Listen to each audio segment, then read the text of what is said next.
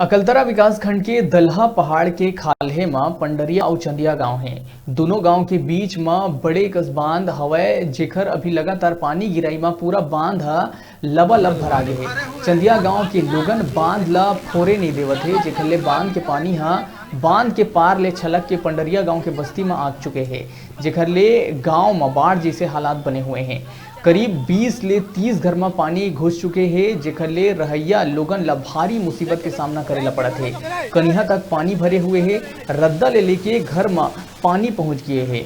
अभी तक प्रशासन कतिले कोनो राहत शिविर नहीं लगाए गए हैं। ग्राम पंचायत कतिले भी कोनो व्यवस्था नहीं करे गए हैं। पंडरिया गांव में एक दिव्यांग जिन्हा रोजी रोटी बर दुकान खोले रही से, वो दुकान में पूरा पानी में डूबे ले ओखर भारी नुकसान हुए हैं।